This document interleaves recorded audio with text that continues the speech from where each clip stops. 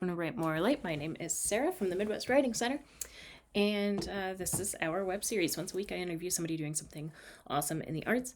Once a week, I give a talk on something literary.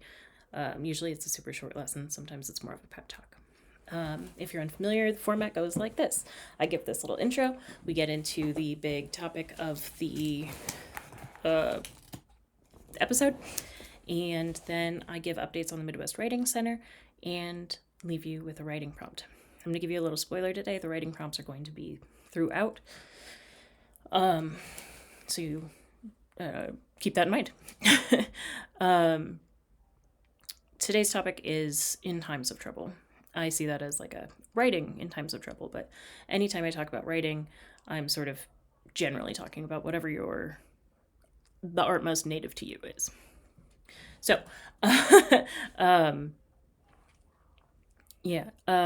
this is a more vulnerable topic, so I want to be a little more off the cuff, which may not translate to maybe the best, most professional video, but what I may lack in being articulate, I will make up for in being genuine. I've been thinking about doing this video, for several months. I've been thinking about how writing can hold and carry and help when, well, in times of trouble.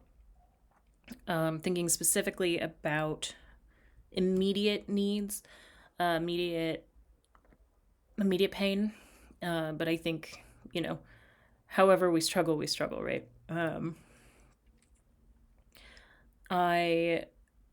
I've thought about it of late when grieving and when people near me are hurt, and sometimes it's just been like, did not realize so much stress built, and sometimes it's the world is falling apart.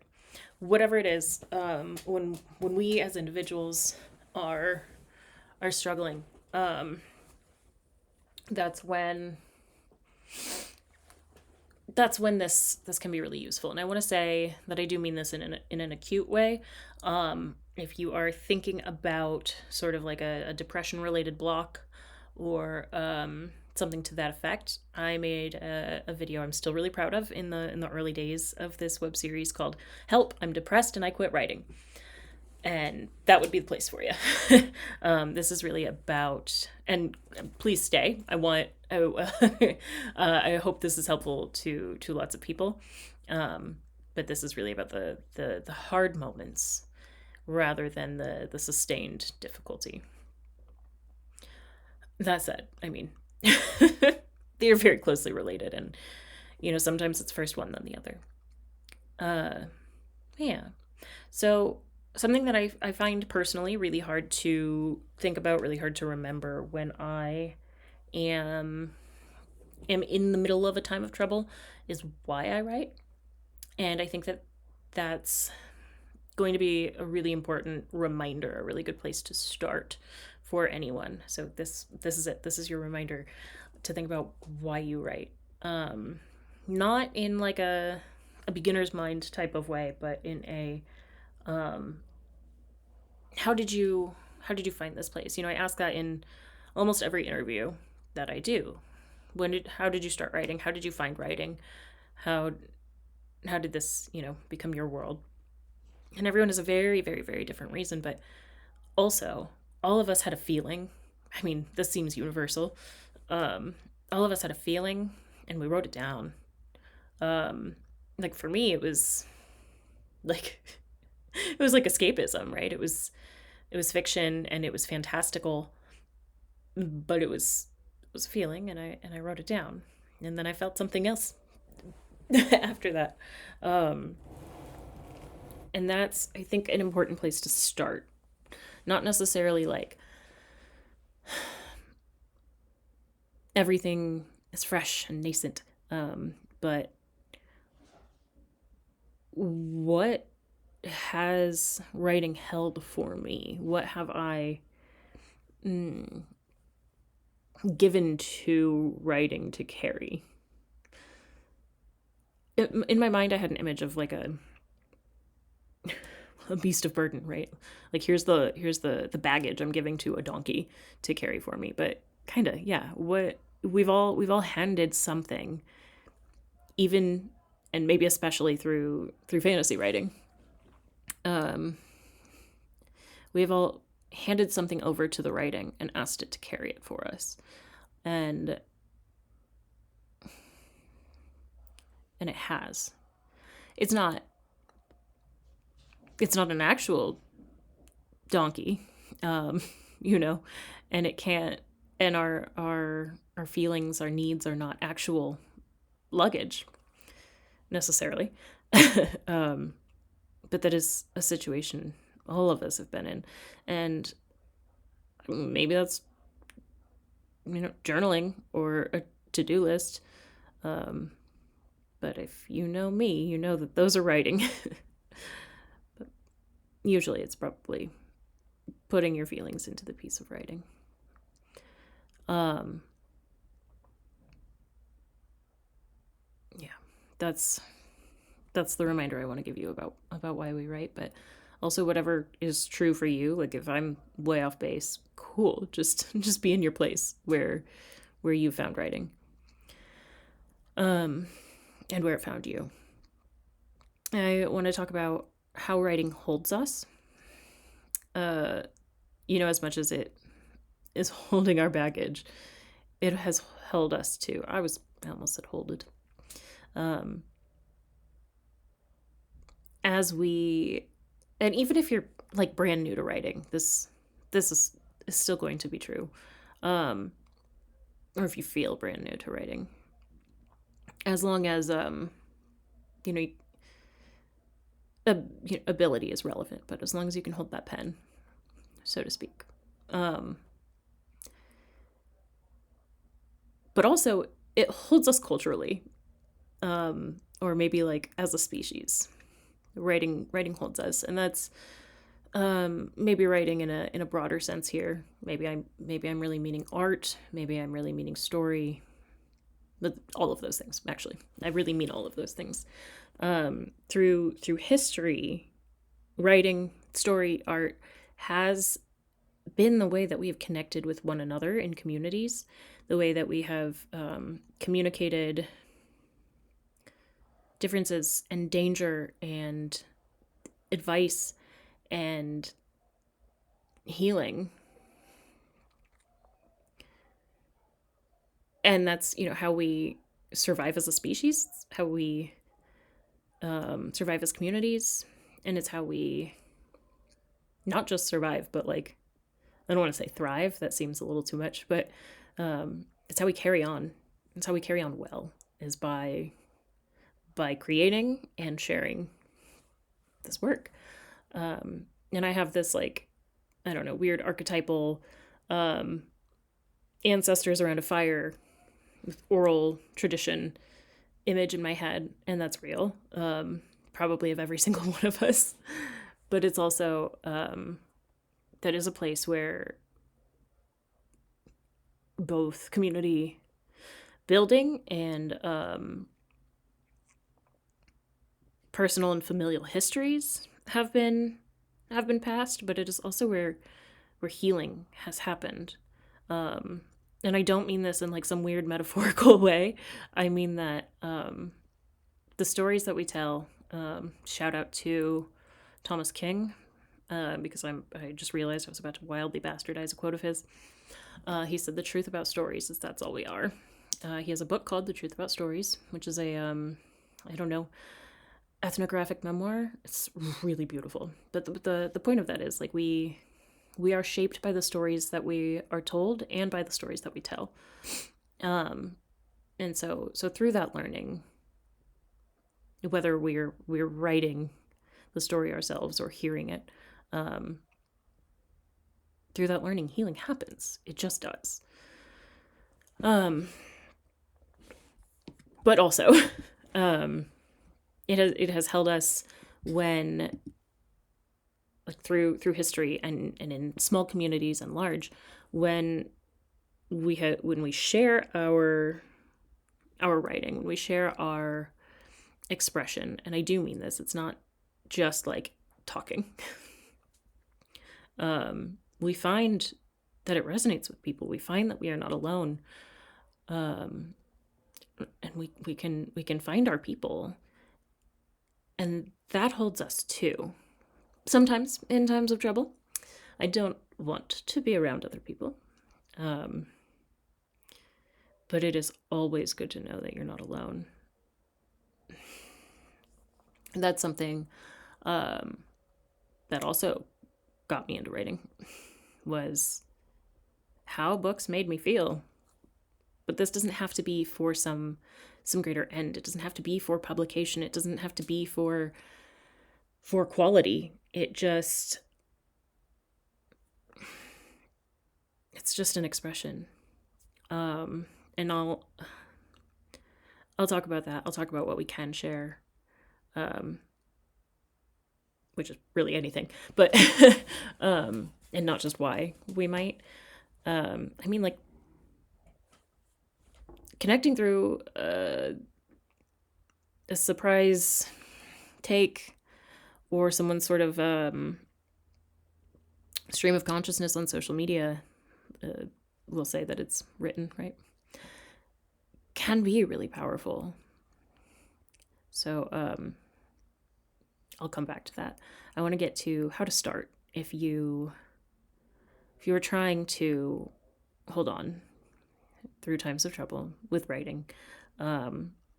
Actually sitting down and writing is probably not something that's happening. And I sort of keep hinting at this metaphor. I've talked about this essay before, Brief Notes on Staying by Hanif Abdurraqib. He uses this metaphor about tug of war. And he says that whatever it is that we do with our work should be helping us keep our hands, I don't play tug of war, on the rope in the game of tug of war. So the holding on and keeping our hands on the rope, I'm thinking about that tug of war. But how to start. And I'm going to recommend, assuming you are able, that you actually hold a pen or pencil in your hand and actually put it to paper. Someday I will actually cite the studies instead of just saying that they exist. But there are a lot of studies out there about the connection between our head and our brain and the physiological impact that writing on paper has. It's also just like writing on a surface rather than typing has just been something our bodies have done for a lot longer. And yeah, I know that probably sounds silly. Like, of course, they have to hold a pen in order to write, but that's a step farther than you've gotten so far, right? Now then, for me, a lot of being in this terrible moment is struggling with thinking. So when I'm in this place, something that I recommend, I guess, to myself and to you, is just writing words. That sounds silly. And I will give examples using the things that are visible in the camera. I'm just going to look around wherever I am and just write something I see. So I'm using the things in the camera is a weird choice of mine. So let's say chicken. I'm going to write down chicken. I think that's a rooster. It's got a crazy tail. So maybe I write down rooster. Maybe I write down chicken. Macrame. Corkboard. Heart. Photo. I know I'm gesturing the wrong way, but that's because the camera's backwards. Map. See, I did it backwards. Map. And really just like writing down nouns or whatever. I might get to color, right? There's purple in, this is so funny. There's purple in that heart. There's some, I guess, purple writing on the dry erase board. There's a wider variety of nouns on the other side of the camera. But really, it's just maybe all I get from this is a list of nouns. But probably eventually I'll start connecting them.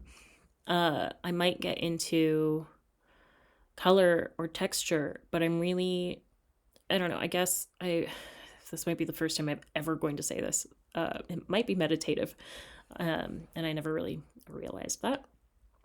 But part of it is just not being in the bad place in my head, whatever my specific trouble is right now. I am not letting it own this moment. However, if you do sit down and you end up journaling, that's awesome. I'm a huge advocate of, and someone who massively benefits from journaling, to the point where I'm a little cranky about how effective journaling is for me. But a lot of the time, if I'm letting my brain do the talking, and it's this acute, it's just not helpful in the moment. I do also want to say there is something that happens, I guess maybe neurologically, when we write words, which is that our thoughts are processed differently. Now, some people think in words, some people have internal monologues, some people don't think in words. Some people sometimes think in words. I sometimes think in words. But the way that we process language is different when we are writing words. So you have then forced yourself to slow down and write chicken. Whether or not you wanted to slow down or just use the practice of writing to keep your hands on the rope, you have forced your brain to say chicken. And that, a lot of times is better than whatever the trouble thoughts are, right? And just keep going. Sometimes for me, that will turn into sentences, and sometimes I won't like where they lead. So I just start over. On this side of me, I've got a mason jar. I'm going to start with mason jar. Mason jar. Over here, I have pens and markers, So just start over. If the sentences start to form and they start to form something I can't deal with right now. And that's not about being avoidant. It's about holding on. I would love to say, I don't want to say survival, right? Sometimes that is all that we can do. Totally. But it's about carrying on, I think. It's not about survival and it's not about thriving, but about carrying on, about getting through the acute moment. Because we have to get through the acute moment. So we got to do what we got to do. Another practice that I would use in these moments, so that was one writing prompt, just to start writing down nouns, whether you see them or think of them. But write it with your hand. Don't just think the noun. But I mean, like, if it was something I didn't see, it's just easier if you don't have to put thought into it, right? So a thing that you see is better. But I could think of a flute. I had to close my eyes to think of flute. It doesn't really matter what you write down. Just get it on the paper and let what happens happen. If you end up talking about a shiny silver flute and the flute belongs to a cat and the cat wears a bow tie, cool. Like, write some sentences. But if it quits serving you, start over, or try something new. Another thing I recommend in this sort of moment is, yeah, I know I already said that, but then I'd be like, oh yeah, that was your first prompt. Another thing I recommend in these moments is sort of like a backwards erasure or found poetry. It doesn't have to be poetry thing, which is, well, I have words everywhere near me, right? You can see them. And it would just be that. It's just writing down the words I see. I would write enough and enterprise. I've got books here. So lifespan. Somebody wrote butts on my dry erase board. Somebody wrote family on my dry erase board. You can see, yeah, I'm putting gray away. Test. It's mostly keys. Repair. And then maybe that forms sentences. Maybe it's something that like you can infer meaning into later, but you're just putting words to page. That's the point. You're slowing down your brain. You are stopping the yuck in your brain and just writing down words. Other words that I can see. English. This is the room where I work the most. So these are all like craft books or books the Writing Center has published. So it's just sort of funny. House, magical, feast. I'm just gonna write them down. It doesn't really matter. I often advise, that was number 2. That was your second prompt. I also often just kind of, no matter what, advise lists. I just want to add, like, the list doesn't have to be a list. It can be a list of nouns, for example. But like sort of bulleting them or numbering them. And then just whatever comes. And sometimes that can be, I don't remember the name, the like bullet journal people call it, but it could just be writing down every single item on every single possible to-do list or every single thing that is a stressor. That can be dangerous. I hope you know yourself before you decide to do this. And then I think what that's supposed to do is be like, okay, like, do you feel better? You got that all out. Now let's look at what actually matters or what you can actually do something about or whatever. Not really a writing practice, but lists are lists and lists are writing. So yeah. So yeah, it can be a to-do list. It can be anything. You might do a list of, these are all options you can take. The last 10 meals I remember eating. So it doesn't have to be the last 10 meals I ate. The last 10 meals or things I remember eating. Doesn't have to be the correct list. It's what you remember. It can be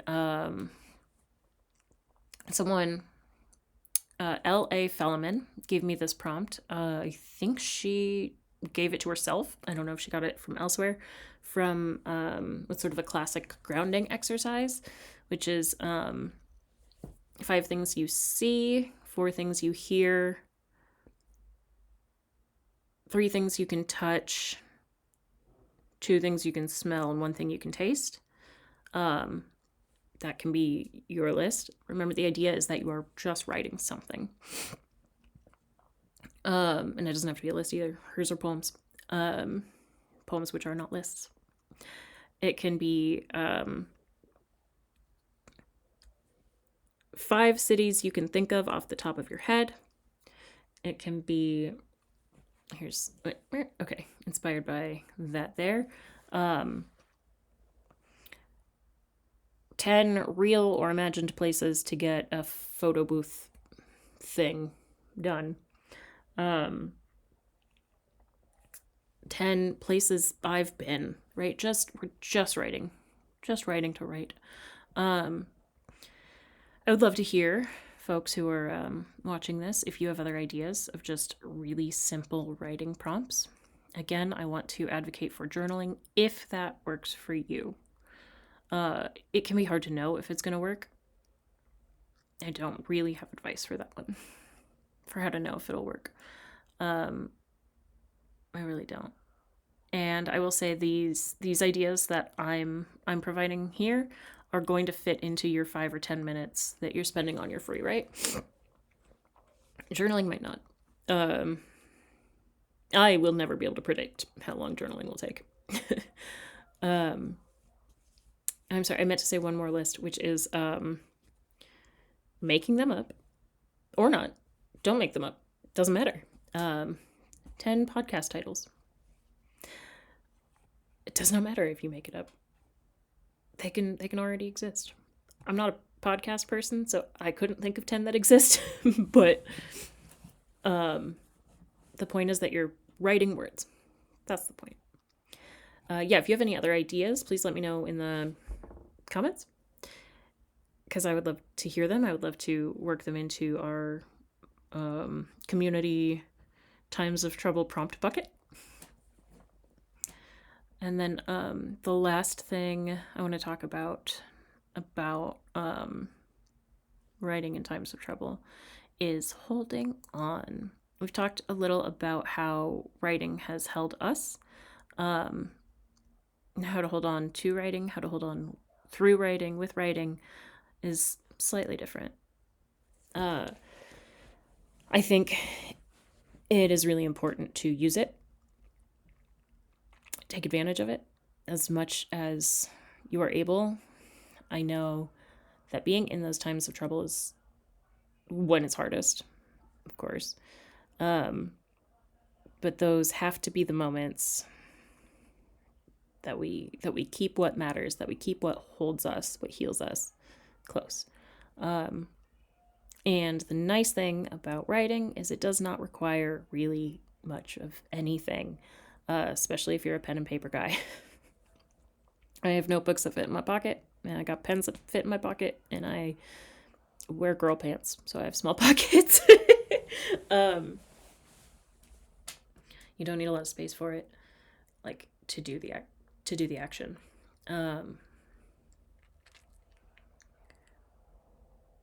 All of this stuff is just about holding on, really, and remembering you can always restart. There are no stakes here. Knowing that the writing is there. The writing will be there when you need it, every time you need it. Shout out to Ryan for that one. Ryan Collins, he always says the writing will be there when you need it. And that happens because sometimes folks will be like uncomfortable saying that they've not written in a long time. And that's not a moral failing. The writing will be there when you need it. It will be. And then, of course, I've suggested that sharing whatever these noun lists are with someone, doesn't really matter if it's good or if it's writerly or literary. That's not the point. The point is that we can share. Other people are also in times of trouble, and that is another way to hold on. There's also been throughout history, in times of trouble, people have figured out how to survive, figured out how to carry on through writing, and that writing exists, and we can read it, we can see it, and we can see how carrying on, I don't know, has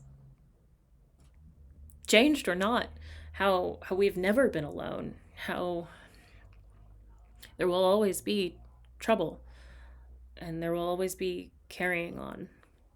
I'm getting a little pep talky here, and I said that this was going to be more pep talk than writing class, but I do think it's important. I just didn't want to be like too airy about it. I do think it's really important, and I think sharing, if you're able, however you're able, can be really, really, really wonderful and really lovely, and you can find who else might need it, and also you can find that you might need them to say the same thing. And it's weird and it's scary. And like putting something on socials, for example, is like extremely vulnerable, but just sort of generally scary. You don't have to do that. Um, yeah. And you don't have to keep the piece of writing either. I just thought just now, how cute would it be to mail it to your neighbor whose name you don't know? It'd be cute and weird. Might be scary too for the neighbor who's seeing your handwritten list of nouns. There's no obligation, obviously, and no stakes at the end of whatever it is that you create. As long as you find some way to keep holding. I also want to recommend reading if you're able. I know reading is like basically impossible for me anytime I have really any amount of struggle. And so the only recommendation I have for that is to go for your candy. Go for the easy, the dessert, because that's it can't be hard or it won't happen. I can't tell you what your candy is. I know for me, it tends to be YA. And also, a lot of the time, like every single time, it tricks me. Because I'm like, I'm going to read this because it's easy to read. The words are easy. They talk, like the narrator talks like a person. And then I'm like, oh, deep, life-changing story from me and my soul. But like also that's great too. There's escapism there, and there's learning, and there's community there. But find your candy books. Maybe it's a magazine or blog, but find your candy to read if you're able, because that is another just good place to make your brain slow down and stop doing whatever it is that it does in times of trouble. That is more or less the end of the talk. I would like to tell you about a couple of things coming up at the Midwest Writing Center. Today is Thursday, February 5th. And coming up, we've got Writer Studio, which is a free workshop group first and third Saturday of every single month from 11 a.m. to 1 p.m. Central Time. We have one group that meets in person and one group that meets online. We have Iron Pen, which is open to anyone in the whole world. Coming up, it is a 24-hour writing contest that will start at 5 p.m. Central on February 27th and end at 5 p.m. Central, February 28th. That's a Friday into a Saturday. We give a prompt at 5 p.m. In your inbox if you register, or on our website, or on our socials. And then you've got 24 hours to write something in response to that prompt. You can enter as many times as you like. If you pay for a registration each time, it's $10 to enter. Each registration offers you, is an entry into the chance to win free tuition at the Collins Writers Conference, which is coming up, and we're very excited to announce it. And that's fiction, nonfiction, and poetry are all eligible there. Every time I participate, I can't properly participate, but it's always really fun, challenging. We have applications open for the Great River Writers Retreat, which is a fully funded week in rural Rock Island County at the Bennett House Retreat Center, taking food and board totally covered. We are also open for submissions to the Foster Stall Chapbook series. We have a reading. We have our annual Local Lovers open mic at Roz Talks on next Thursday, February 12th, at 7 p.m. It's an open mic, free, Roz Talks. And then on the 15th, we've got a reading at the Atlas Collective. Super excited to co-host that. That's over in Moline. Again, it's free, but I do believe you'll want to register. Related, director of the Midwest Writing Center, Ryan Collins, will be hosting a poetry book club at the Atlas Collective, I think on February 19th. And that'll be discussing Richard Sykins' I Do Know Some Things. So that'll be really awesome. Ryan just really gets poetry, and he's a great person to learn from. And then the day before that, February 18th, the Wednesday, is the next What a Poem Wants group, which is a poetry-only critique group for folks working toward polishing work, maybe toward publication, using the critical response process for critique method, which uses I'll link it. Uses questions to get to know the work. That's where I will stop the updates and ask you to please write more light into your life and to please get through these times of trouble.